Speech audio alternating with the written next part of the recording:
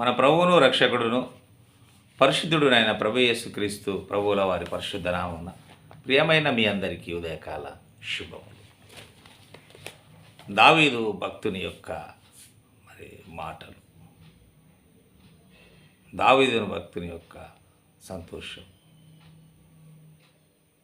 దేవునితో ఆయన ఏమంటున్నాడంటే, దావీదు భక్తునికి దేవుణ్ణి స్తుతించడము, దేవుని కీర్తించడం అంటే చాలా ఇష్టం, చాలా ఇష్టం. అందుకే కీర్తనలు 119, 175 వచనంలో నీవు నన్ను బ్రతికింపుము, నేను నిన్ను స్తుతించెదను. నన్ను బ్రతికింపుము ప్రభువా.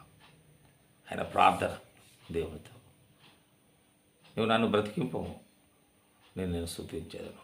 కొంతమంది చావు బ్రతుకుల మధ్యలో ఉన్నప్పుడు దేవుణ్ణి స్తుతించే భక్తులు ఉంటారు. మరణానికి సమీపంగా ఉన్నప్పుడు వారికి ఏం మాట్లాడరు, దేవుని గురించిన పాటలు వారు పాడుతూ ఉంటారు, దేవుని స్తుతిస్తూ ఉంటారు. వారికి ఇష్టమైన పాటలు జ్ఞాపకం వస్తుంటాయి. వారు సమీపంగా ఉంటారు, వారు చావునకు మరణానికి సమీపంగా ఉంటారు, అయినా వారు దేవుణ్ణి స్తుతిస్తుంటారు. సాధ్యమైనంతటి వారు పాటలు పాడుతుంటారు. పాడుతూ పాడుతూ చనిపోయిన వారు కూడా ఉన్నారు. అందుకే 9వ ఆయన కీర్తనలు 9 మొదటి వచనంలో ఏమన్నాడంటే, నా పూర్ణ హృదయంతో నేను యెహోవాను స్తుతించాను. జనులకు తెలియజేస్తున్నాను, నా హృదయంలో ఇంకా ఏమీ లేదు, దేవుడు తప్ప. నా హృదయాన్ని అంతా దేవునికి నేను సమర్పించుకున్నాను. కాబట్టి నా పూర్ణ హృదయంతో యెహోవాను స్తుతించాను అనే జనులకు తెలియజేస్తూ దేవునితో ఆయన ఏమంటున్నాడు, యెహోవా నీ అద్భుత కార్యములన్నింటినీ నేను వివరించాను.